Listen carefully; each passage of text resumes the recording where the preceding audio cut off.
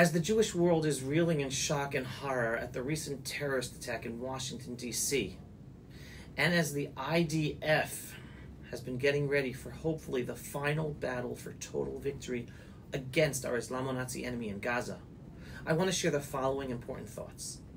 The terrorist who killed the 2 employees of the Israeli embassy outside the Jewish Museum in Washington, D.C. screamed, quote, "Free, free Palestine," as is chanted today regularly on university campuses across the West and at anti-Israel protests. So I ask, free Palestine? Actually, there will never be a Palestine, ever.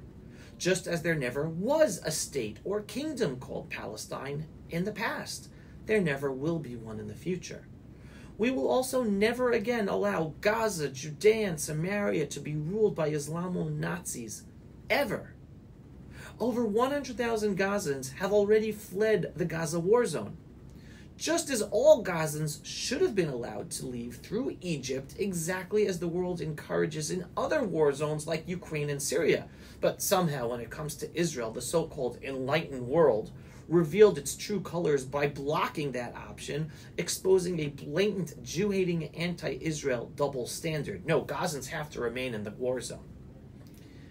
Well, after we liberate Gaza and apply full Israeli control, we will then move on to ensure that the Islamo-Nazis no longer remain in Jericho, Ramallah, or anywhere else in Judea and Samaria, as they are no different than their Islamo-Nazi cousins in Gaza. Only Israeli sovereignty over Gaza, Judea, and Samaria is the just solution that will also provide security to all of Israel. Still today, the leaders of the Palestinian Authority have not condemned the horrific October 7th massacre, and instead they have publicly voiced support for future October 7th massacres, also in Judea and Samaria. So, taking a step back even more, the people who today self-identify as Palestinians are an invented people. They have no past history connected to the ancestral Jewish homeland, and they will never inherit this land. Many of the Gazans are originally from Egypt, as even a senior Hamas leader admitted publicly in an interview in 2014. And the majority of Arabs living in Israel today trace their roots to migrants who came in the late 19th and early 20th centuries, seeking work as the Jewish people were reviving and developing our ancestral homeland at a time when jobs were scarce across the decaying Ottoman Empire. The destruction that the Arabs in Gaza, Judea, and Samaria have brought upon themselves now will become a warning to the nations of the world. Islamic barbarism has no place here in the Jewish homeland. There is only one response to the 1,400-year-old religious jihadi ideology: not near us. As equal coexistence with Islam is impossible, as it is literally forbidden for non-Muslims to live as equals under Islamic Sharia law.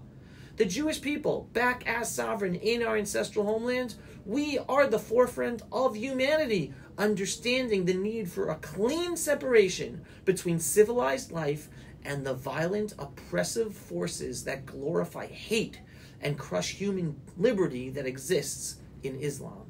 For 1,400 years, the jihadi ideology within Islam has sought to subjugate or slaughter all non-Muslims. From Europe to India to North America, Islamic jihad today spreads rape, terror, and destruction. Islam is the biggest colonialist occupying power in the world. All the native Middle Eastern ethnicities and religions have been eaten up, persecuted, and expelled over the centuries by the Islamic invaders from Arabia. Egypt was once a Coptic Christian majority country. Today, those Coptic Christians are a persecuted minority. Lebanon was once a Christian majority country. Today, Christians in Lebanon are also a minority. And that is the same story for all the Middle Eastern and North African countries today under Muslim rule.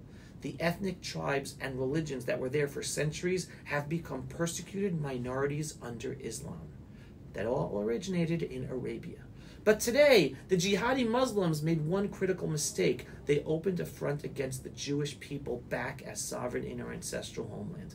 They never expected that after centuries of exile and persecution, the ancient Hebrew nation would rise again, sovereign and armed with the spirit of our biblical forefathers and Maccabees. We are not London. We are not Paris. October 7th has awakened the Jewish lion. And after decades of trying to make peace, the majority of the Jewish people in Israel today understand that peace is impossible with this barbaric Islamic jihadi culture. We will not stay idle while those who preach jihad and celebrate murder continue their ways. They have brought upon themselves a second 1948 Nakba destruction all over again. Had they not launched the October 7th massacre, most Jews would still be believing and trying to make peace with them. But on October 7th, those Islamo-Nazi enemies of ours revealed their true identity to the majority, and there is no going back. The Islamic jihadis forgot who we are. We are the descendants of King David and the Maccabees. The generation of the biblical wilderness is passing. A new generation, born understanding victory, is rising. The spirit of our kings and prophets has awakened from generations of slumber, and with it, a giant has risen within our people. A renewed ancient Hebrew force that will not bow, will not break, and will not rest until this evil is uprooted from our land. Leading this revival are our youth, who embody the courage, clarity, morality, and conviction of a reborn Jewish spirit. We are the front line of the whole freedom-loving world. The rest of the free world can keep ignoring the threat of Islamic jihad by them. The Muslim Brotherhood, CARE, Qatar, Iran, or they can join us in naming it all, fighting it all, and banishing it from their own borders as well. Because if they don't stand with us here today, they will be next in line. As the overwhelming IDF reserve call-up exceeding 100% from all sectors of Israeli society, religious, secular, right-wing, left-wing, clearly shows, most Jews in Israel today understand the existential nature of this war. That's why it's so deeply heartbreaking that even now, in our most critical hour, some Jews still choose to direct their rage not at the jihadi enemy that butchered our people on October 7th, but at our own brothers and sisters, instead of channeling their anger at the jihadists, the Islamic jihadists who butchered our people on October 7th, and the terrorists who today scream "Free Palestine" while murdering Jews in Washington, D.C. These Jews, unfortunately, aim their fury at Netanyahu, at the government, at religious Jews, at settlers, at the ultra-Orthodox Jews, anyone who dares represent a different vision for the state of Israel. And this includes senior figures in Israel who do this, including Yair Golan, Ehud Barak, Ehud Olmert, and their partners in the mainstream media that parrot their deeply divisive, hateful messages. What they and their followers continue to ignore is that this is not a war over land. It is a war for our existence. The terror attack in Washington, D.C. made that crystal clear. A Jew-hating terrorist did not care about checkpoints or occupation or settlements in Judea and Samaria. He killed about killing Jews simply because they were Jews. And one of them wasn't even Jewish. He's a Christian. And yet for too many of our own still refuse to face this reality. They hide behind slogans, demonize our leadership, and blame their fellow Jews in the name of morality, while the real enemy grows bolder by the day. Standing up against this evil isn't just about protecting Israel. It is a moral imperative. It is the Torah's way. Eradicating jihadist barbarism in our midst is what it means to be holy, to be just, to be moral, to be a light unto the nations as the Jewish nation. Those who remain silent, or worse, who tolerate the evil of our Islamo-Nazi enemy in the name of human rights or democracy or freedom of religion, are not elevating morality. They are desecrating morality. They are empowering evil by turning their backs on truth and justice and morality. We, the Jewish people in Israel today, must win this war in Gaza with total victory, not just militarily, but morally. Because if we do not win this war with total victory, and they continue, we will have failed not only to protect our people, we fail to fulfill our purpose as the Jewish nation. Those Jews who choose to turn against their fellow Jew rather than unite to fully defeat the evil enemy threatening us are distancing themselves from the very unity our people so desperately need. True unity means doing everything that's necessary to ensure no Jew in Israel is ever threatened again from Gaza or our Islamo-Nazi enemies. And that requires Israel staying in Gaza permanently, with zero Islamo-Nazis left to endanger our future.